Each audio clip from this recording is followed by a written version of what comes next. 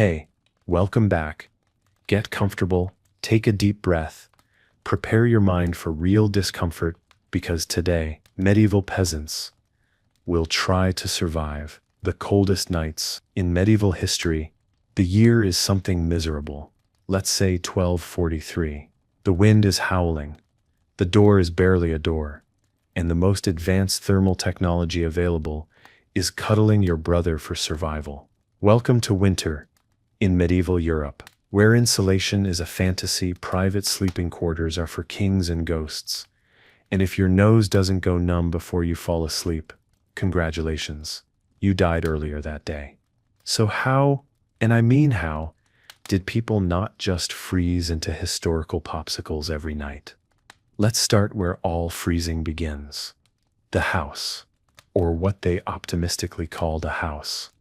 We're not dealing with cozy cottages here. Think more mud with a roof, and less grand designs. Most peasants lived in wattle and daub huts, which sounds charming until you realize it's sticks, smeared with mud and animal poop, dried into something vaguely wall-like. These structures were the medieval version of shrugging at the weather. They existed, but they weren't fighting for you.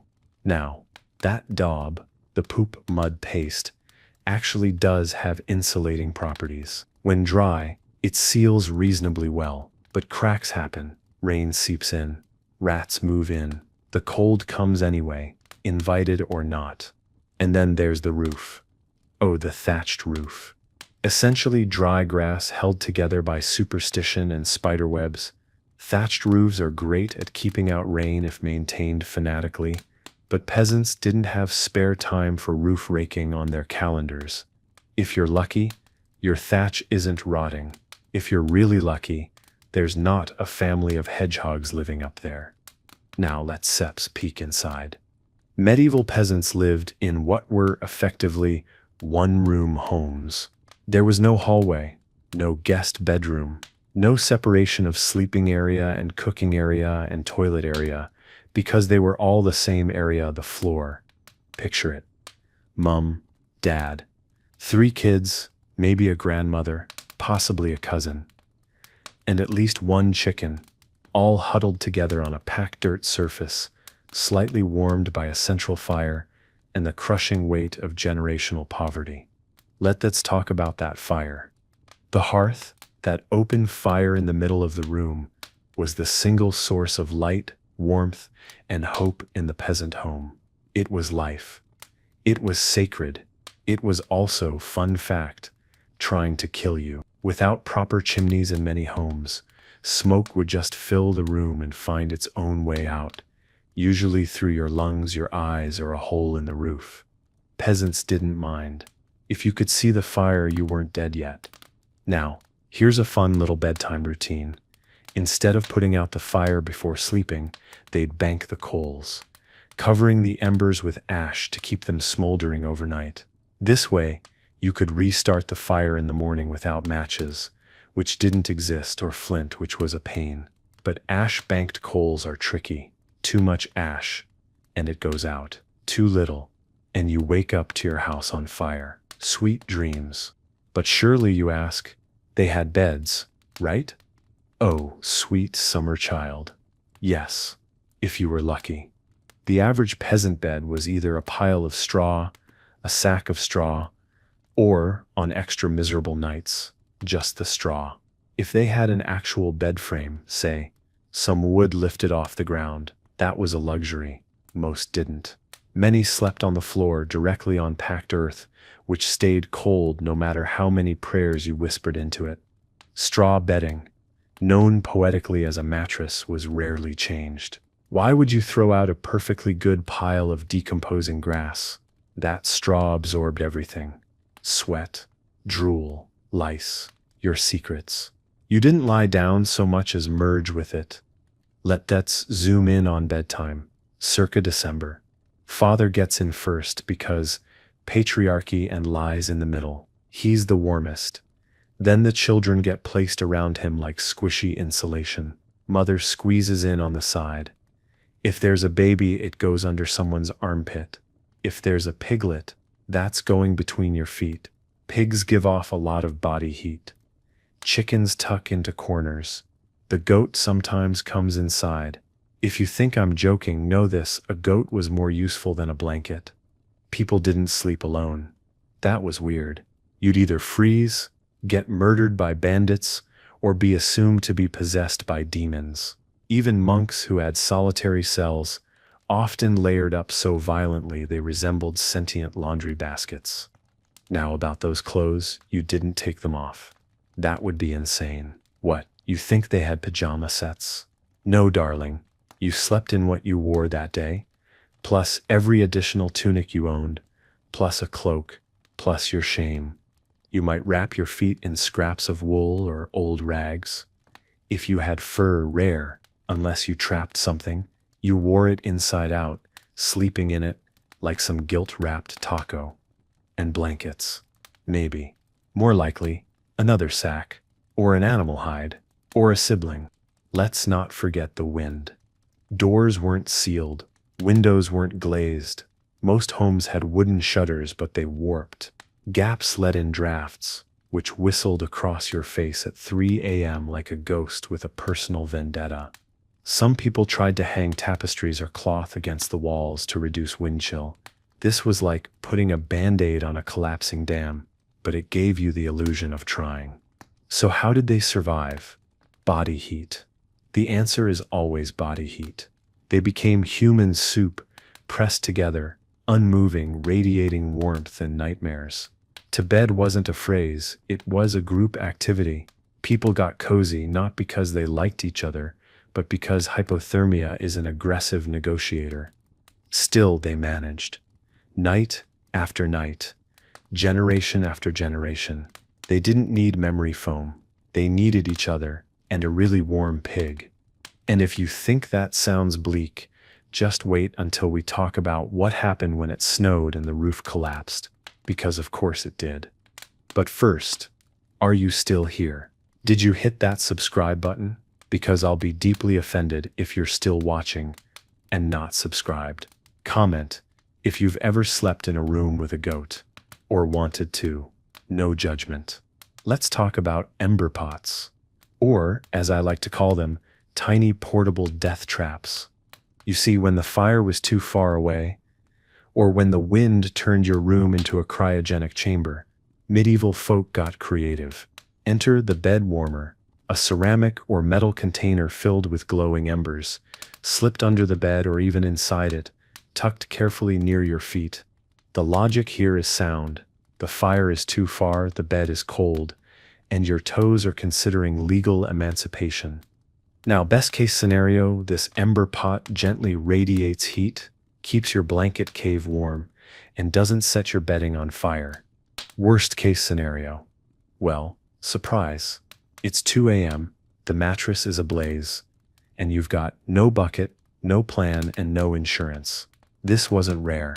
Straw beds, wool blankets, wooden floors. The only thing more flammable than a medieval bed was the confidence that this was a good idea. Even better, many of these homes didn't have chimneys. Nope, they had smoke holes. Literal holes in the roof to let the smoke out, assuming the wind wasn't blowing the wrong direction, and turning your home into a very cozy hell. You didn't build a chimney unless you were rich. Chimneys meant bricks, and bricks meant money. So for the average peasant, the heating system was start fire, let smoke rise, wait for it to escape, hope the baby doesn't choke. Now imagine this in mid-January. Wind howling through the shutters, fire smoking up the rafters, embers glowing under the bed, children burrowed into corners, the family goat watching you with judgmental eyes. And through it all, you're not even asleep. Because medieval sleep wasn't what you think. They didn't lie down at 10 p.m. and wake up at 7. That's adorable. Medieval people had segmented sleep. They would drift off for a few hours after sundown, say 8 p.m. to midnight, wake up for a couple hours, then go back to bed until dawn. That middle period, that was the watch. Not a shift, not a patrol, just awake time. People prayed, chatted, even went visiting. Yes, midnight social calls were a thing. Hey, It's Seps freezing, pitch dark, and everyone Seps vaguely depressed. Let Theps go next door and talk about pigs. That's how much they hated lying still in the cold. Of course, you didn't always wake up by choice. Sometimes the cold woke you up, or the smoke, or your sibling kicking you in the spine, or the rooster you're sleeping next to deciding that 2:47 a.m. was the right time to scream directly into your soul. So what kept them going? Faith, desperation, wool, possibly all three. Let's dive into wool, the MVP of medieval winter. Wool was warm, durable, and waterproof enough to laugh at rain. Cloaks were everything. You wore them during the day, you slept in them at night. If you didn't have a cloak, you had a problem. Some people had multiple layers: tunic, undershirt, leggings, hood, overcloak. You dressed like an onion and hoped for the best. Fun fact, they didn't just wear clothes, they stuffed them. They'd pad sleeves with rags, shove moss into shoes, even wear layers of straw under garments. Because insulation isn't just about thickness, it's about trapping heat and lowering expectations. Let's not forget fur. If you had it, you wore it. If you didn't, you envied those who did. But fur wasn't always socially acceptable. Some furs were restricted to certain classes. Sumptuary laws meant that wearing the wrong squirrel could get you fined, or, more tragically, judged. For peasants, old blankets were patched endlessly. Holes weren't fixed so much as given up on, and then ignored. You didn't buy new bedding. You inherited it, along with its lice, its fleas, and its unique scent of despair. Now, some brilliant minds had other ideas. Stone beds. That's right. In some monastic communities, and even among extremely pious lay people, there was this bright idea that suffering was holy, so they made their beds out of stone slabs, with maybe a straw mat if they were feeling indulgent. Why? Because comfort was for sinners. God wants me to shiver is an energy I do not recommend. But monks, oh, they took cold sleep to new levels. Many of them woke up for night prayers, matins, usually around 2 or 3 a.m., in the middle of winter, in unheated stone buildings, wearing sandals. Their reward? Singing psalms while slowly becoming human icicles. But don't worry, they believed it was building character. And let's not forget the nobility. You might think they had it easy. Large homes, servants, giant fireplaces. Sure, they had fire, but they also had drafty towers, open halls and windows big enough to let in 2 wolves and a regret. Even castles weren't warm. They were stone boxes.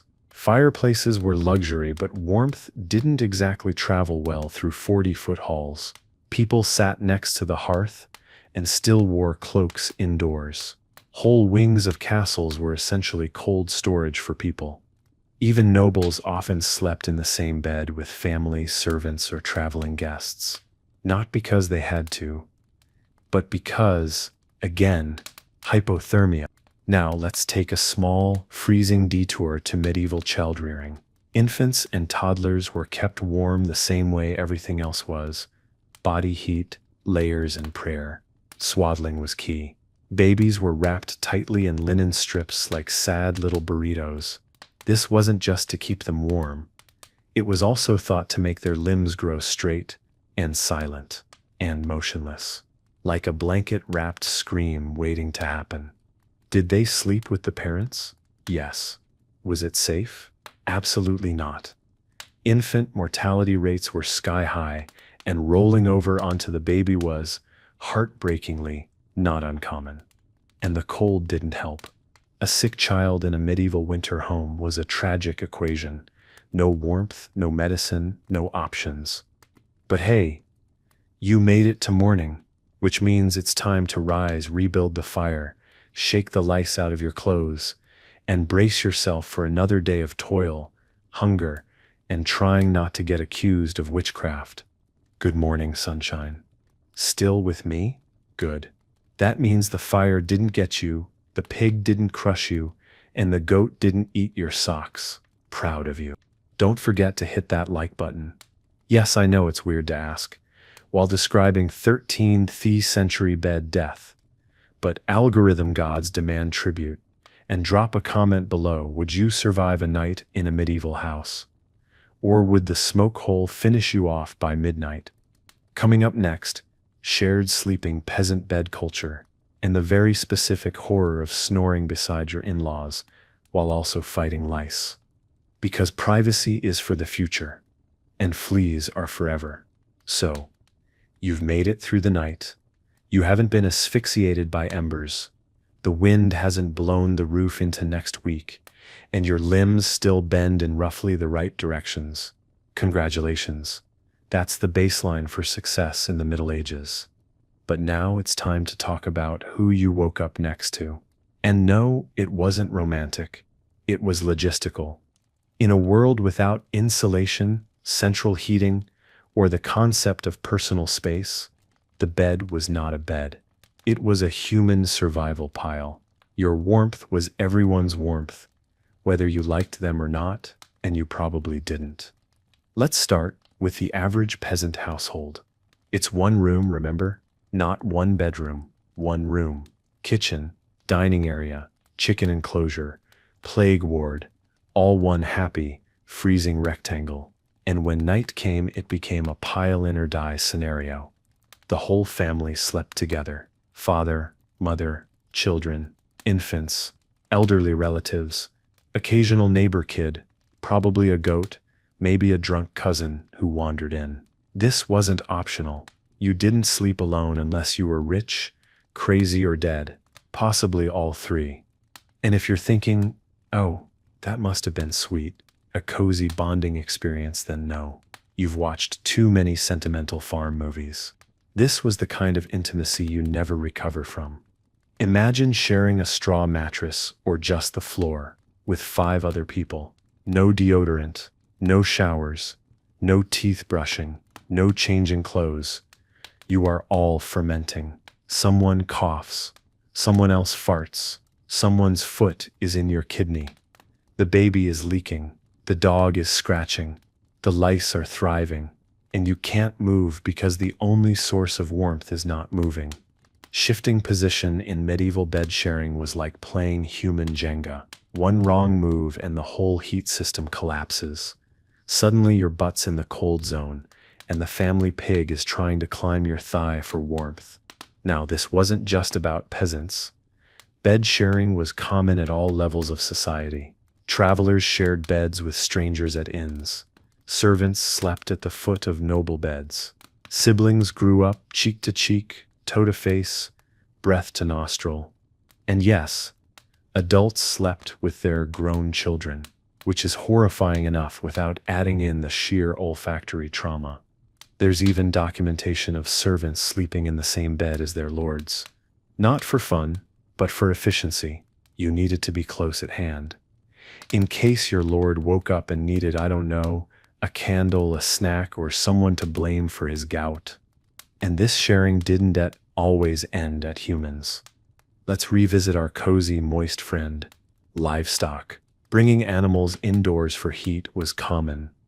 And not in some cute barnyard sweet way. They were in the house, with you. Some slept under the bed, some near the fire, some on the bed. Chickens wandered. Cats hunted mice. Dogs curled up beside kids. Pigs farted in your general direction and stole your warmth. And while yes, it helped with heat, you also had to deal with the reality that your bed was also a latrine, because pigs don't care about your dignity. Now let's talk about hygiene, or rather, let's acknowledge its absence. People didn't wash up before bed. They didn't clean their feet, they didn't floss, they didn't even remove clothing. The idea of slipping into fresh linens, brushing your teeth, and lighting a lavender candle before bed would have made a medieval peasant cry with laughter, or just cry. You went to sleep dirty, sweaty, covered in the grime of the day, and you stayed that way for days, weeks. If you were lucky, months. You got a bath, maybe once a year, and only if you hadn't drowned first. You know what they did do before bed? Pick lice. With actual fingers, in actual candlelight, like deranged grooming monkeys. Lice were part of life. You had them. Your friends had them. Your blankets had them. Lice were your bedtime story, your midnight snack, and your emotional support animal. Medieval people didn't hate lice. They tolerated them. They complained about itching, but not in a "you gross" way. In a "ah yes, the price of existing" way. In fact, lice were sometimes seen as a sign of being properly pious. Monks believed the discomfort helped purify the soul. Suffering is holy was not a metaphor, it was a mattress policy. Speaking of monks, let's take a sidebar. Monks slept in dormitory-style halls. Picture a long, cold room full of straw pallets, lined up like sad tacos. There was no privacy, no curtains, no walls, just rows of quietly shivering men trying not to fart during psalms. They wore everything to bed: robes, cloaks, woolen hoods. Sometimes they even slept sitting up because lying down was considered indulgent. And if you think that sounds painful, that's because it was. That was the point. And it wasn't just religious masochism. Plenty of medieval folks believed that sleeping upright was healthier. Lying flat was thought to make your humors pool in dangerous ways. Some even feared it invited death to visit more easily, because obviously death would hesitate if you were sitting up in a weird little blanket throne. But let's go back to the peasant bed. There's a reason they never looked rested in medieval portraits. Because they weren't. They were cold, cramped, bug-bitten, crushed under their own families, and absolutely done with everything. You didn't wake up refreshed. You woke up because a rooster screamed, or a sibling peed, or your foot went numb. You got up because staying in bed was not more comfortable than the day ahead, and that should tell you everything. So why did they do it? Because they had to. Because warmth was communal. Because survival meant closeness, even if that closeness came with smells, shame, and six-legged roommates. It wasn't comfort. It was strategy. A biologically necessary mosh pit of heat and desperation. And the wildest part? They didn't even question it. This was normal. This was life. You didn't long for a better bed. You longed for a better harvest, for bread, for spring, for not coughing blood into your straw sack by February. Sleep wasn't rest. Sleep was stalling death for another night. And they got up and did it again. If you're still here, and I suspect you are because this is the kind of story that grips you like a clammy foot in the night, then you know what to do. Hit that like button. Subscribe for more historical misery, delivered with the warmth of a shared medieval blanket, and comment below. Would you rather share a bed with a medieval noble who smells like wine and incense, or a peasant who smells like onions and goat? Choose your fighter. So far, we've established that medieval people slept in the cold, in filth, under livestock, and on what can only be described as cursed hay piles. But now we must address something far darker. What did they eat before bed? And how, dear viewer, did they live with the consequences? If you think modern indigestion is bad, try it after a medieval dinner. A typical evening meal for a peasant was a pungent, fibrous avalanche of everything your body doesn't want before lying down. Think boiled cabbage, mystery beans, black bread so dense it could block a trebuchet, and salted pork that had seen things, all washed down with ale, because the water might kill you, but alcohol only made you loud. Let's pause for a second. Imagine lying in bed, after eating an entire plate of boiled root vegetables, unidentifiable legumes, and meat that's 60% salt and 40% regret.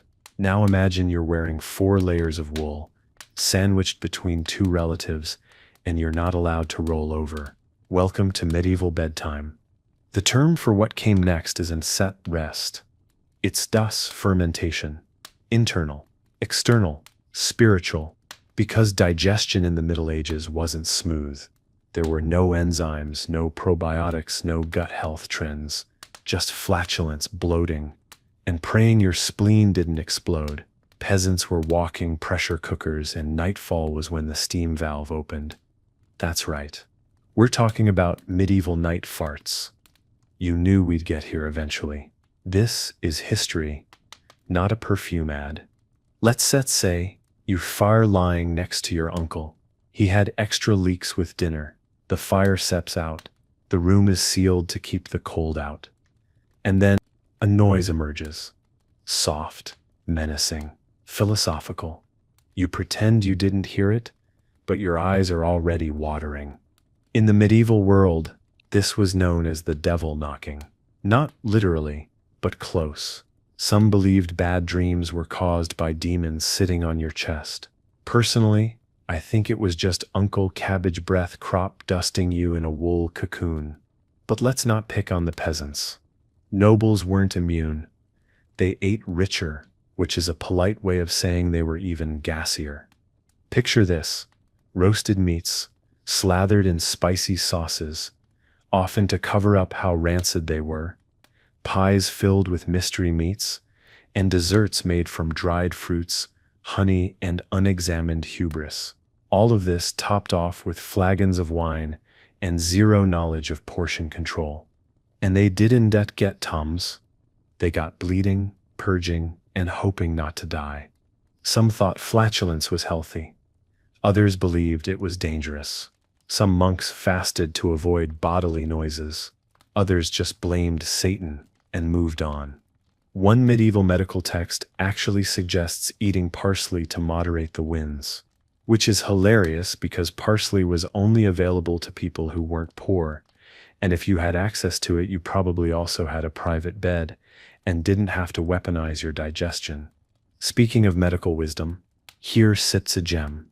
Never sleep directly after a meal, lest your food rise and cause bad dreams. That's right. They thought food could rise up inside you and attack your brain mid-sleep like a poorly trained demon, which, considering the acid reflux they were working with, isn't even that far-fetched. But digestion wasn't the only issue. You also had parasites. And no, I don't mean the ones crawling in your blanket, I mean the ones living inside you. Intestinal worms were incredibly common. Why? Poor sanitation, undercooked meat, drinking from ponds that doubled as bathrooms. People literally shared space with their own internal hitchhikers. Night brought bloating, nausea, and in severe cases, worms exiting the body. Yes, that way. Sleep tight. Now, on to heartburn. You ever eaten 6 slices of peasant rye, a turnip stew, and 6-day-old herring and thought, wow, I need to lie down and feel my throat catch fire? They didn't call it heartburn. They called it bad humors, or spleen fire, or God's punishment for overindulgence. You weren't just digesting dinner, you were battling sin, one belch at a time. Oh, and for those poor souls who couldn't afford a second tunic, vomiting in your only outfit was a bad night and a week-long curse. But let's not ignore the psychological effects of eating this way. They didn't know about serotonin in the gut. They didn't understand nutrition, but they knew that some meals left you feeling haunted. So naturally, they turned to religion. Dreams caused by evil spirits, bad digestion, or both. That was the theory. Nightmares were not the result of stress or malnutrition. They were caused by demons entering your mouth while you slept.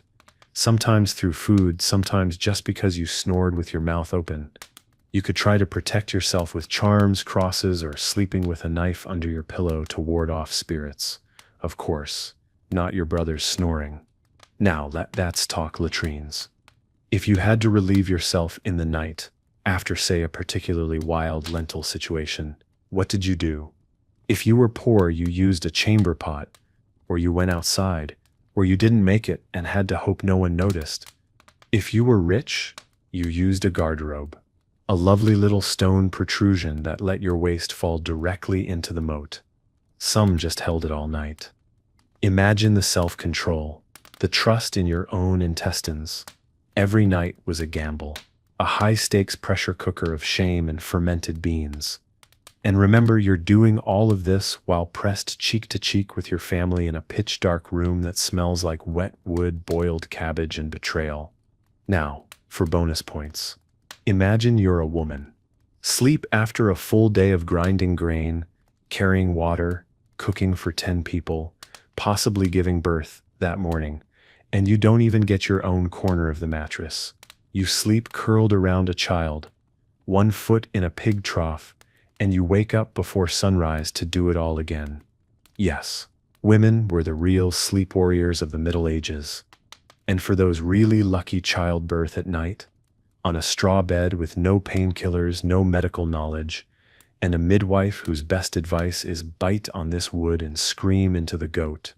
But hey, at least you had dinner beforehand, salted pork and prayers. Delicious. Let's pause. If you're still watching, bless you. You're stronger than medieval digestion. Drop a comment and tell me what's the worst thing you've ever eaten before bed. If it made you hallucinate, you're officially in the club. You've eaten your cabbage. You've cursed your brother for kicking you in the shin. You've survived the ritual fart storm. And now, finally, you're asleep. Or trying to be, because the fire's out. The wind's howling. The pig is snoring. And the darkness isn't just dark. It's biblically oppressive. Welcome to the medieval night, where the cold wasn't the only thing that crept in. Medieval Europe was deeply superstitious, and the hours after sunset, that was when the veil between worlds got floppy. People believed the night belonged to spirits, not in the cute twinkly way, but in the your dead uncle is standing at the end of your bed asking about oats kind of way. They didn't have horror films. They had real life, and worse, their own imaginations. Let's start with the classic, the demon sitting on your chest. This wasn't a figure of speech. It was a widely shared belief across Europe. The phenomenon we now call sleep paralysis, waking up unable to move, feeling pressure, sometimes seeing hallucinations, was, in their eyes, a literal demonic attack. They called her the night hag, or Mara, a creature who came into your room, sat on your chest, and stole your breath. Some thought it was punishment for sins. Others thought it was caused by eating cheese too late at night. Both were terrifying. You couldn't scream, you couldn't move, and the explanation was that your brain is glitching. It was a ghost is riding your ribcage like a sadistic pony. There were regional variations too. In Scandinavian folklore, it was the mare, a spirit that caused mare riding or bad dreams. Yes, that's where nightmare comes from.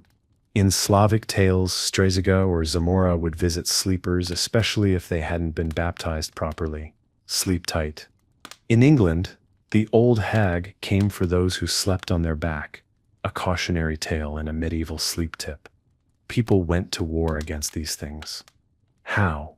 With charms, herbs, crosses, and knives. Some slept with iron objects under the pillow, believed to repel spirits. Others hung garlic at the head of the bed, because vampires and demons both hate salad ingredients apparently, and some clutched religious relics like sleep-deprived gremlins, hoping Saint whoever had a night shift. But even with protection, fear lingered. Dreams weren't just dreams. They were omens, visitations, or prophecies. If you dreamed of water, death might be coming. If you dreamed of teeth, someone close to you was in danger. If you dreamed of anything remotely sexual, congratulations, you were now morally compromised and should probably whip yourself a few times before breakfast. People wrote down their dreams. Some even had dream interpreters. There were whole books dedicated to decoding what your brain barfed up after a meal of spoiled rye. And speaking of rye, have you heard of ergotism? Sometimes, grain would get infected with ergot, a hallucinogenic fungus. When eaten, it caused convulsions, hallucinations, and delusions, basically an accidental acid trip brought to you by medieval baking. Entire villages would fall into psychosis and call it a curse. or witchcraft, or divine punishment for that one time you milked the neighbor's cow without asking. So, if you're lying in bed, stomach full of bad bread, brain full of religious trauma, and your uncle's corpse just walked in to ask where you buried his shoes, congratulations. You're having a classic ergot dream. But the fear didn't stop with demons and food fungi. Ghosts were a real problem. If someone died improperly, without confession, without burial, or with unfinished business, it was believed they might rise and haunt the living, not in a fun who way, but in a whispering in your ear at 3 a.m. and sitting on your rafters like a sad owl way. People had rituals to prevent this. Bodies were buried with coins, herbs, or stakes. You might even bind the feet of the dead so they couldn't walk. That's how bad things were. The plan was to trip the ghost if it came back. Even more cursed, if you had a relative who died far away, their soul could return in dreams to say goodbye, or worse, ask for things. Medieval dream lore is full of ghost debt collection. Hello, I didn't dead, but could you say 5 more prayers for me? I forgot to confess theft in 1279. Mind handling that? And of course, I died in sin. Sorry, you till be haunted now. It wasn't just demons. It was the whole extended family coming back to check if you were lighting enough candles. Now, let's not forget the witches. Always blamed, always feared.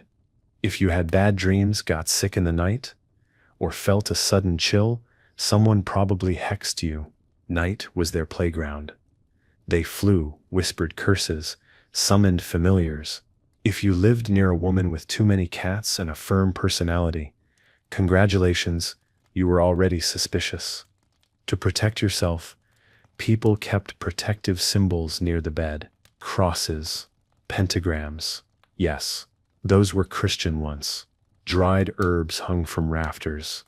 Some families even drew protective runes on the beams above their bed, just in case something tried to crawl through the ceiling and into your dreams. And the best part? None of this was fringe thinking. This was mainstream belief. The church encouraged it. Priests gave advice on how to ward off night terrors. Some monks specialized in dream interpretation. The night wasn't just dark, it was morally dangerous. You weren't just going to sleep. You were risking your soul. Every creak in the wood, every chill breeze, every shadow on the wall was a potential message, warning, or attack. There was no peace after sundown, just the slow crawl of dread in a world without flashlights, therapy, or decent bedding. Still want to time travel? But despite all this, people endured. They sang before bed, told stories, whispered prayers, clutched their charms and tried to believe they'd wake up whole. They made peace with the dark, or at least negotiated with it nightly. And maybe that's the wildest part of all. They knew the darkness was full of monsters and they went to sleep anyway. If you're still with me, bless your brave, haunted heart. Comment below, what's the scariest thing that ever happened to you while half asleep? Bonus points if it involved sleep paralysis or ghostly flatulence. If you thought sleeping in the Middle Ages was rough during a normal week, let's talk about winter. Not the Instagram version. Not mulled wine and knitted socks. I stem talking about bone-cracking, sunless 4-month frost purgatory, where the only source of light is your neighbor Sip's hut catching fire, and your motivation to get up in the morning is somewhere between 0 and might as well die. Because medieval winter didn't at play. The days were short. The nights were long. And by long, I mean endless. You could go to bed around sunset, say 4:30 p.m., and still have half the night left by the time you woke up coughing through the second sleep. And so peasants did what any reasonable mammal would do. They semi-hibernated. Not full bear mode, there was still work to be done. Animals to feed, fires to manage, but the body naturally slowed.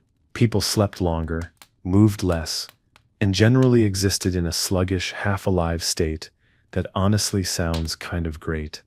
Until you remember they were doing this in filth, hunger, and spiritual despair. The science checks out, by the way.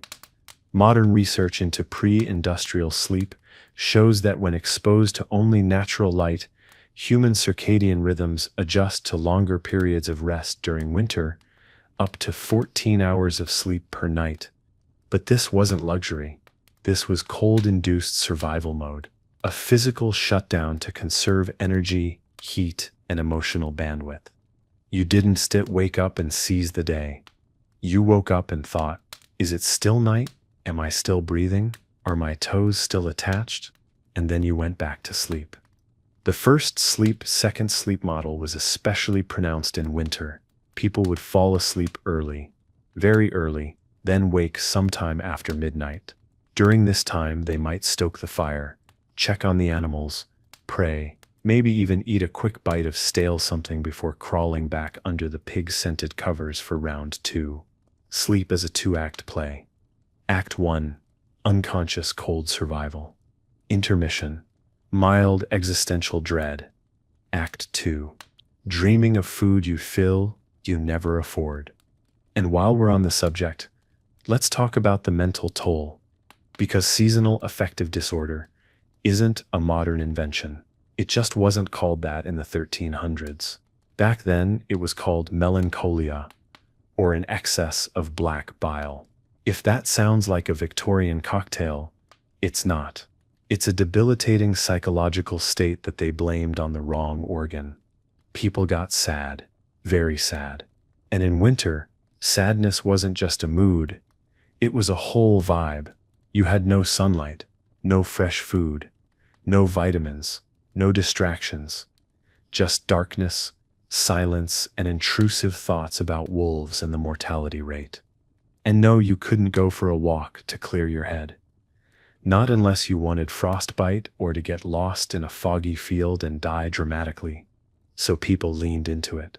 Depression became spiritual. Clergy wrote about the sin of sloth, not laziness, but a deep, numbing despair that made people want to do nothing. They called it acedia. And monks were especially afflicted. Imagine trying to pray 6 times a day, barefoot, hungry, surrounded by coughing old men, and realizing you're too depressed to chant. That's acedia.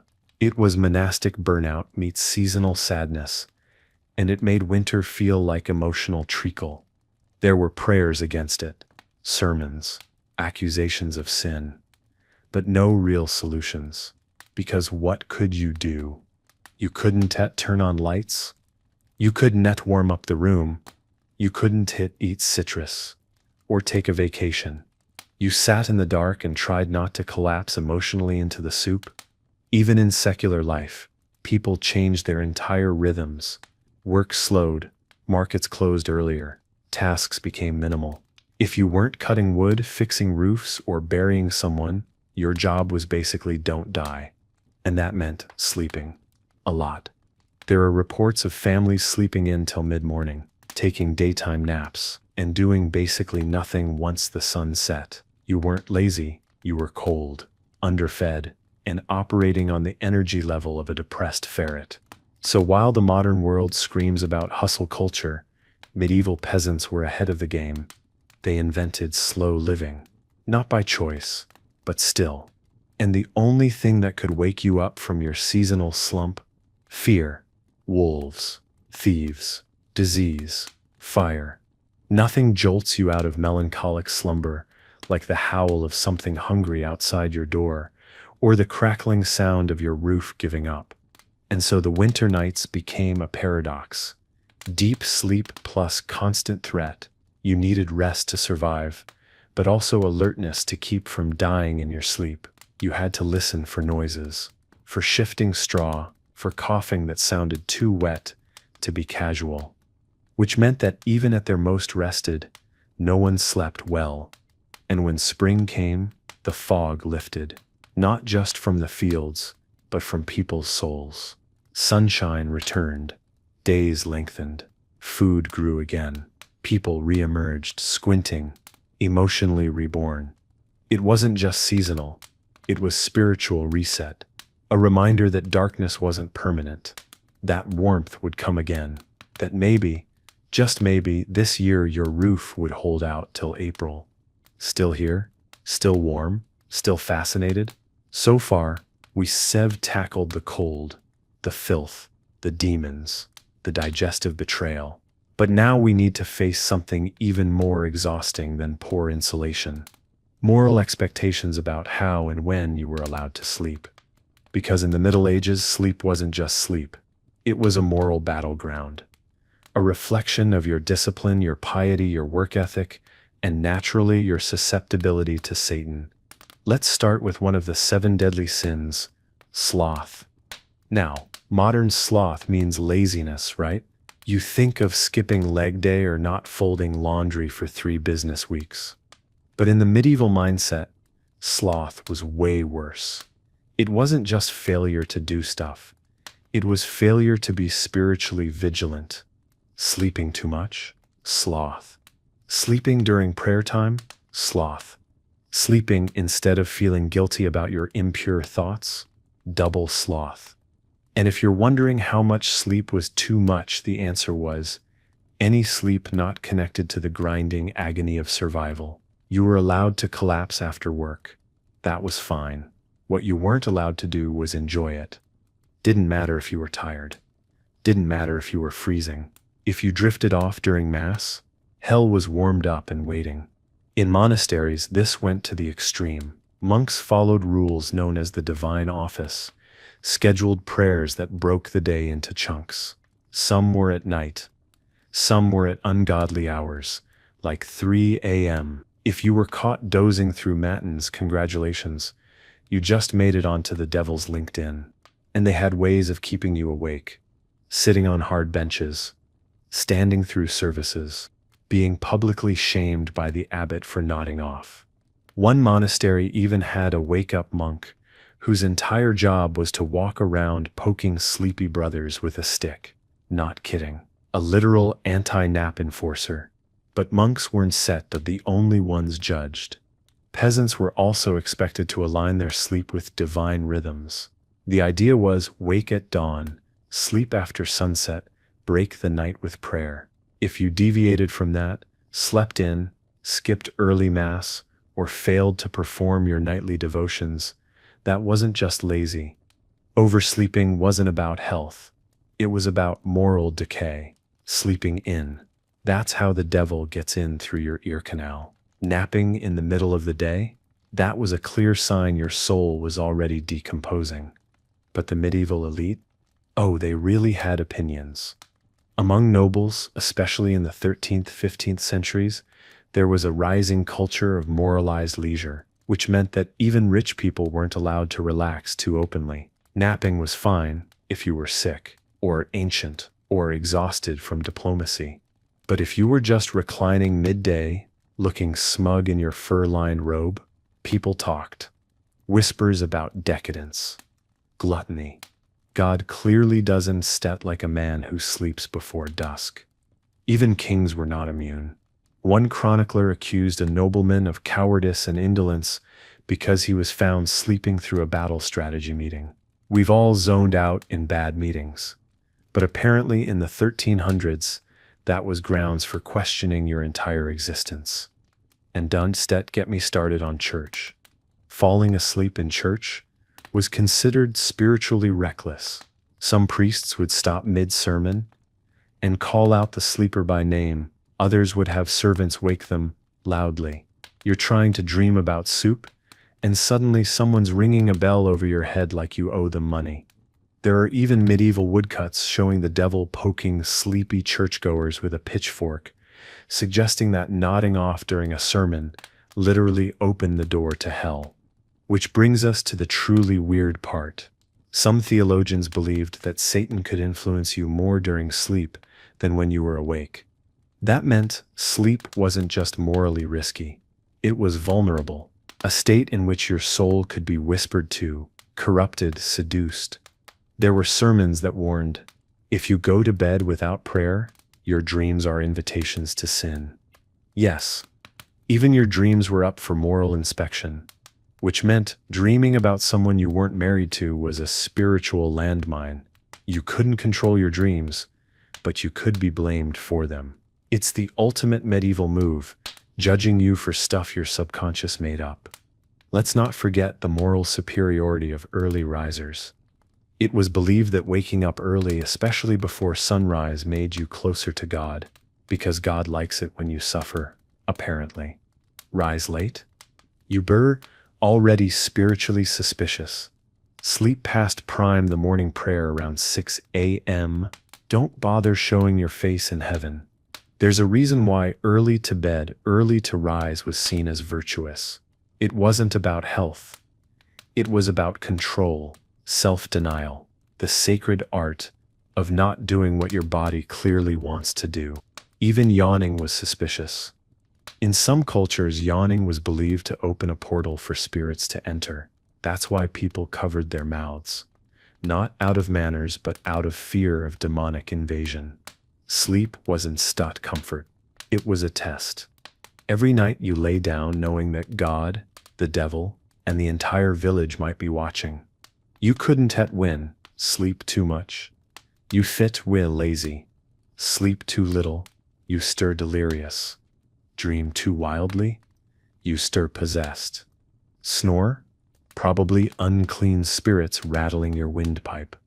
But in all this judgment, people still slept, because no matter how many sermons were thrown at them, the cold still bit, the days still drained, and the straw still called. Still with me? Of course you are.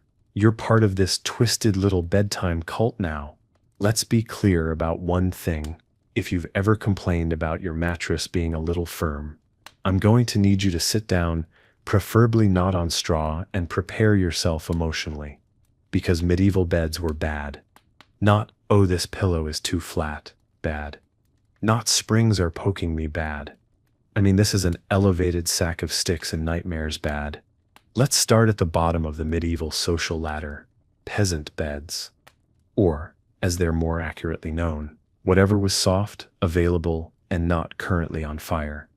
If you were a peasant, your bed might been a pile of straw in the corner, a bundle of rags on the floor, a lice colony that accidentally doubled as bedding, the warm side of a passed-out cousin.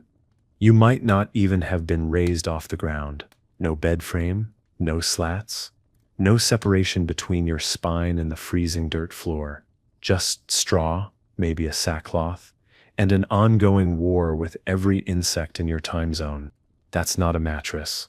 That's the forest floor, with ideas. Now, if you were slightly better off, you might have had a trundle bed, a crude wooden frame with rope supports that sagged like your hopes. Ropes were strung across the frame, and a mattress, if you were fancy, was laid on top. This is where we get the phrase sleep tight, because you literally had to tighten the ropes every night to avoid sinking into a hammock of spinal regret. Still romantic? Oh, and mattresses, stuffed with straw, feathers if rich, moss, hay, wool, or for the very desperate, dried leaves. They weren't comfy, they were lumpy, smelly, and rarely cleaned. You didn't rotate your mattress. You prayed it didn't collapse. If you were wealthy though, really wealthy, you had a bed that was part furniture, part status symbol, part privacy theater production. Because medieval beds weren't just for sleeping, they were for showing off. Enter the four-poster bed, thick, wooden columns, heavy curtains, elaborately carved headboards. It wasn't about comfort. It was about saying, I own this. I paid someone to carve my initials into it, and yes, I sleep like a Gothic painting. The curtains weren't just for drama either. They were functional. In the cold, drafty stone halls of noble homes and castles, the bed was its own little heat pod. You'd draw the curtains closed to trap warmth, essentially creating a human oven, fueled by your own body and seasonal depression. These curtains also created privacy, which was rare.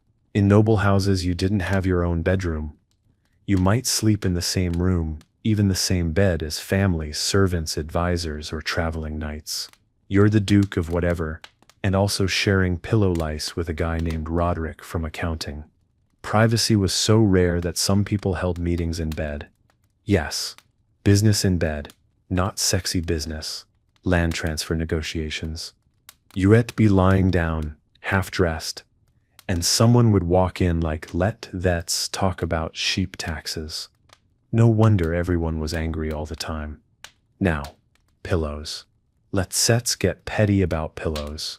Peasants? No pillows. If your neck needed support, too bad. You could roll up some rags or rest your head on your arm, but otherwise your cervical spine was freelancing. If you had a pillow, you protected it with your life. Pillows were stuffed with straw, feathers, or whatever animal hadn't escaped the stuffing process. They weren't soft. They were head bricks. But they meant something. Pillows were so closely associated with wealth and status that, in some places, commoners weren't allowed to own them. I repeat, there were laws, actual laws, limiting who could own a pillow. That's how unfair the world was. You could starve, die of exposure, be murdered by a goose, but God help you if you had an unauthorized cushion. Blankets, same deal. If you had a wool blanket, you were doing well. If you had fur, you were either rich or a bear. Most people shared one blanket among several bodies. A noble's bed might have multiple layers: linen sheets, woolen covers, fur throws, decorative cloth. They were stacked like a heat sandwich. Peasants? One damp, suspiciously crunchy square of fabric that hadn't been washed since last harvest. And then there were bed accessories, stuff that modern you would call cute or decorative and medieval people called protection from death. Like bed hangings embroidered with prayers to keep spirits out, or herbs stuffed under the mattress to ward off bad dreams. Some folks slept with knives under their pillows, not for intruders, but for ghosts. Because when your sleep environment is that hostile, you start weaponizing your furniture. And speaking of hostility, bed bugs. They existed. They thrived. They were considered normal. No one burned the mattress. They just scratched and dealt with it. If you had bed bugs, you weren't dirty. You were alive. Now let's rewind for a second. Let's say you're a medieval noble. You have a grand bed, an ornate canopy, carved wood, heavy velvet curtains. Your servants fluff your mattress with goose feathers, or pretend to. You've got a fire nearby, tapestries on the walls to keep the chill out, maybe even a dog to warm your feet. Guess what? You fear still miserable, because that mattress, it's uneven, the stuffing shifts. The sheets are rough. The fire only warms one side of the room, and you're probably sleeping in a room with 5 other people, one of whom is coughing blood, and the other is farting through a gout attack. Modern mattresses are ergonomic, hypoallergenic, spine-aligned miracles by comparison. Memory foam, adjustable bases, weighted blankets. Medieval people would have thought you were a wizard.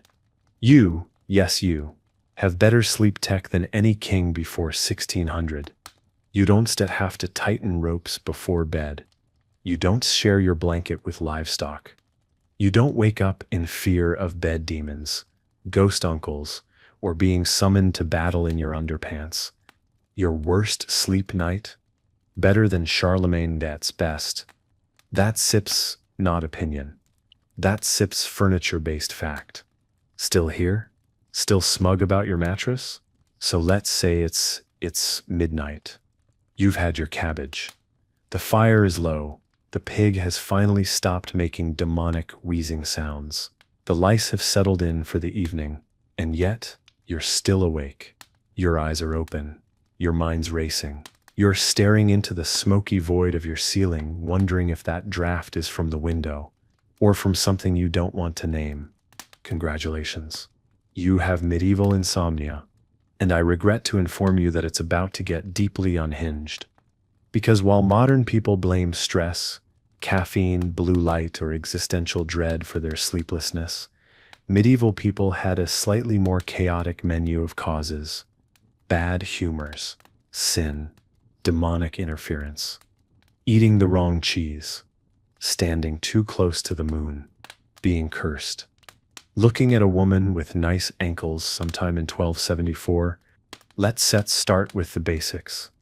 According to medieval medical theory, aka stuff Galen said, and no one questioned for 1,000 years, the body was made up of 4 humors: blood, phlegm, black bile, and yellow bile. If they got out of balance, things went sideways. Couldn't sleep, probably too much yellow bile, or not enough phlegm, or possibly your spleen was angry, and you deserved it. One doctor claimed that a dry brain and an overheated liver were primary causes of insomnia. Another said your sleep was blocked by vapors rising from undigested food. Translation: you ate like trash, and now your dreams are blocked by gas ghosts. So, how did they fix it? Let's begin with the obvious herbs. Medieval herbalists swore by plants like valerian root, known as all heal, which is confident. Poppy, yes, literal opium, just casually brewed in teas like a bedtime war crime. Lettuce, because apparently boiling lettuce and drinking the water was believed to be a calming sleep tonic. Side effect: wanting to die of boredom. If herbs didn't work, there were rituals.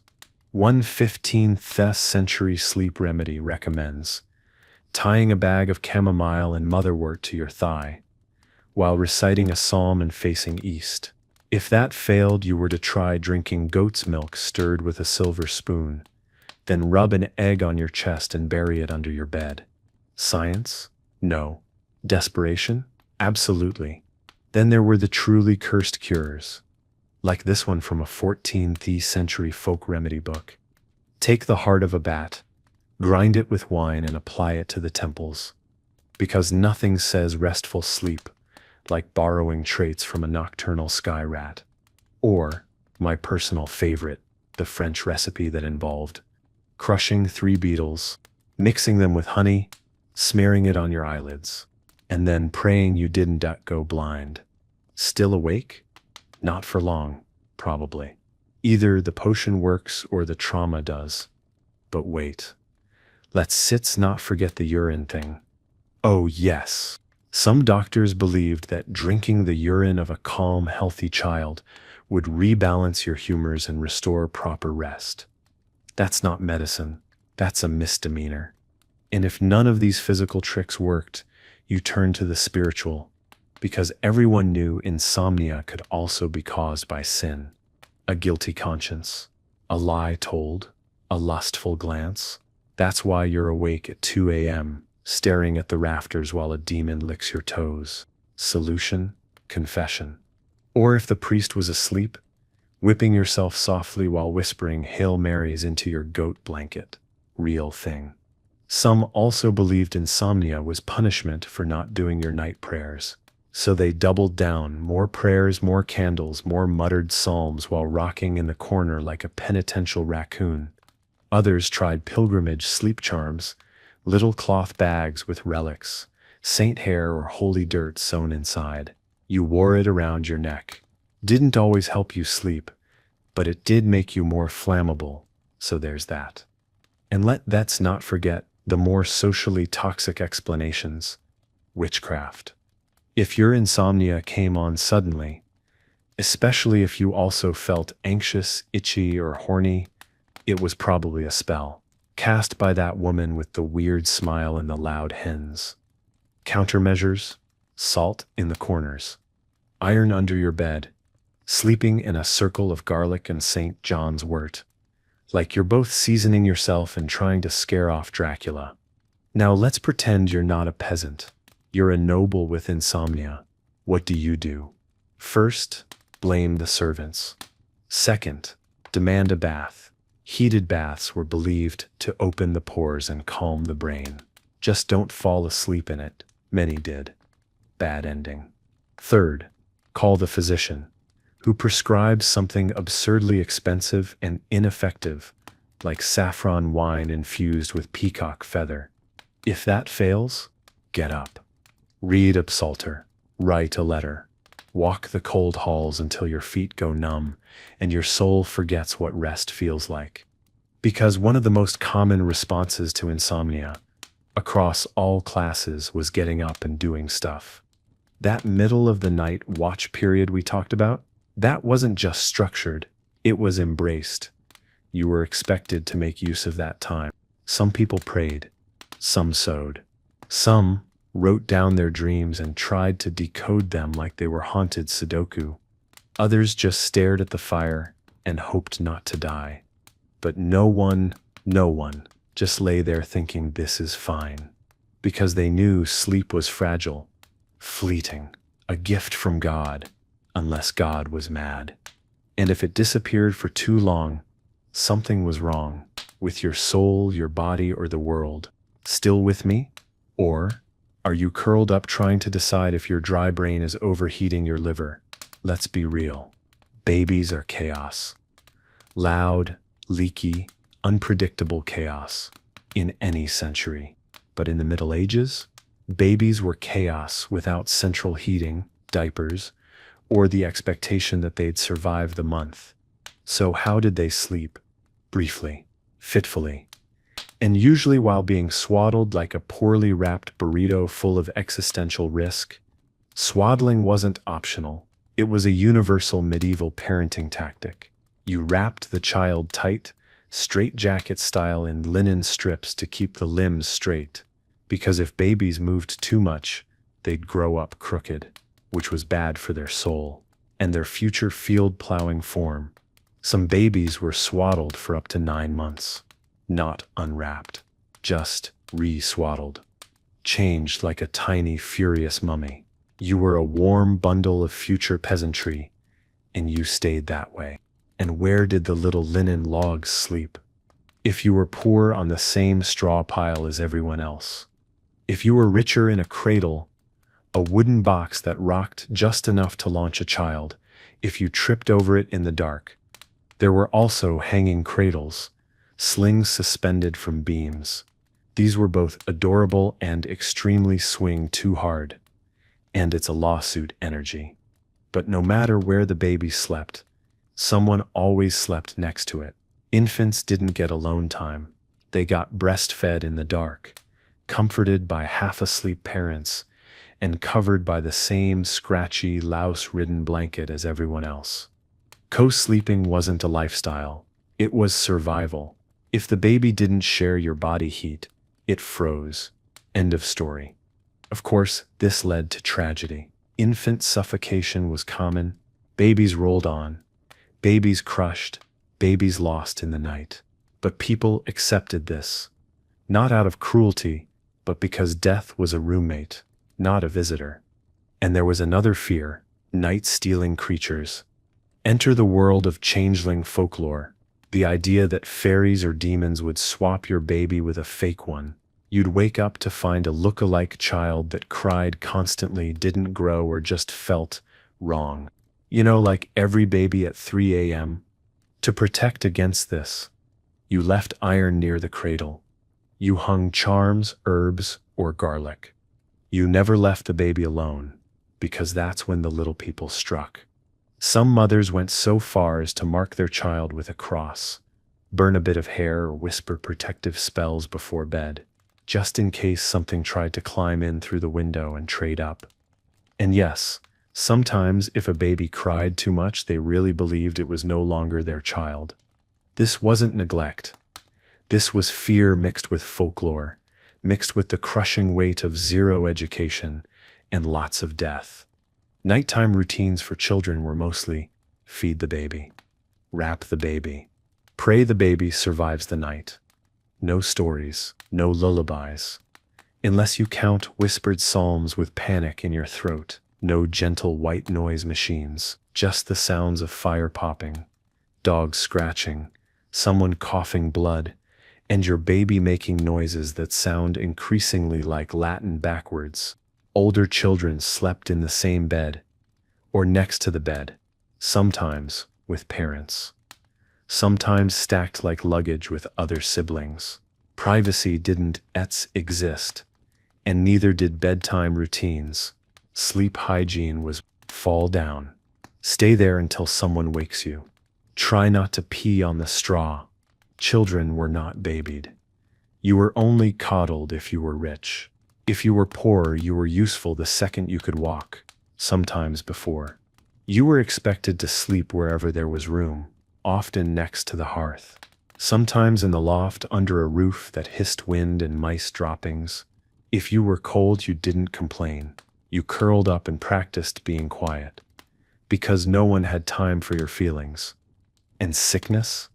There were no baby thermometers, no humidifiers, no Tylenol. If your child had a fever at night, you prayed and hoped. Maybe you called the village healer, who rubbed onion water on their feet and told you to burn a hen sip's feather and throw it over your shoulder. Did it work? No, but it felt like action. If the child died in the night, which was heartbreakingly common, you mourned quietly and moved on, because death wasn't shocking. It was built into the rhythm of life. And yet, even in the bleakness, there was care. Mothers rocked their children. Fathers shared warmth. Siblings whispered and held each other under the threadbare sheet. No one had much, but what they had, they shared. Even if the lice came too. So yes, medieval childhood was rough, but it was also tender in the way survival forces people to be tender, physical, close, and wordless. Still with me? Let's be honest. After 10 chapters of mud, smoke, livestock cuddles, and deeply cursed sleep practices, it's time for a reality check. You, yes, you, sleep in luxury, and you don't deserve it. Okay, maybe you do, but you don't appreciate it. Let's inventory your current sleeping situation, shall we? Mattress, custom support layers, pillows, ergonomic, cooling gel, hypoallergenic, probably named Cloud Whisper, temperature, controlled by a device that can literally simulate a gentle breeze from the Andes. Noise, blocked out with white noise machines, apps, and possibly a podcast of someone whispering facts about whales. Pajamas, soft, breathable, never washed in lie and shame. Lighting, adjustable, dimmable, possibly voice-activated. Threats, none, unless your neighbor's air fryer is possessed. Now picture a medieval peasant watching you lie down to sleep. They're in the corner, absolutely horrified. Not because you're naked. They've seen worse. No, they're horrified because you chose to sleep alone, with no goat, no fire, no sibling to kick you in the shin. Just silence and space and a $300 weighted blanket. They'd assume you're either a lord, a witch, or already dead. And yet, somehow, you fear still tired, still chasing sleep, still waking up groggy, still complaining about insomnia like a peasant who just got kicked by a mule and robbed of their straw. It's almost like we've taken something biologically basic and turned it into a performance sport. You see, medieval people didn't expect sleep to be magical. They didn't think it would fix their problems. They didn't spend 45 minutes choosing the right lavender spray and playlist titled Calm Moonhorse Night Tones for the Emotionally Scorched. They knew it would be uncomfortable, interrupted, possibly fatal. And they did it anyway, because they had no choice. We've made sleep optional. We bargain with it. We sacrifice it for productivity, scrolling, Netflix, anxiety. We've made it a casualty of ambition. But here's the twist. We're not better for it. We're just tired in higher definition. Sleep used to be survival. Now it's a lifestyle category, a metric, a battleground of optimization, 8 hours or bust. Track it, measure it, judge it, and despite it all, we still exhausted. Because it's not about the mattress, it's not about thread count, it's not even about blue light or circadian rhythms. It's about being human. And humans have never really known how to rest. We are creatures of worry, of guilt, of noise. We dream of demons even when the roof doesn't leak. We fear the dark even when it comes with a nightlight. We carry the same ghosts as medieval peasants. We just charge them to our therapy bills now. So, that's the point of all this? Why tell you about lice and frostbite and monastic insomnia for 60,000 words? Because you are not alone. Not now. Not then. Not in your restless mind, your weird dreams, your 3 a.m. thoughts about everything you've ever said out loud. You're part of a long, absurd, beautiful line of people trying to get through the night. Whether you're sleeping on straw next to a goat or under a duvet with built-in cooling channels, it's still just you, your body, and the darkness. So tonight, when you go to bed, think of the monk singing matins with frost on his lips. Think of the peasant whispering prayers into the hay. Think of the noble snoring under 40 pounds of decorative guilt. And then, close your eyes and sleep like a human being. Imperfect, haunted, but stubbornly alive. If you made it to the end of this epic, comment below and tell me what time it is, where you're watching from, and what the hell possessed you to stick around this long. You are a hero, a sleep-deprived champion of curiosity and absurdly long videos. Subscribe. Because there's more coming, more weird history, more terrible lifestyles, more stories no textbook dares to tell you. Until next time, sleep tight, but not too tight. Remember the ropes.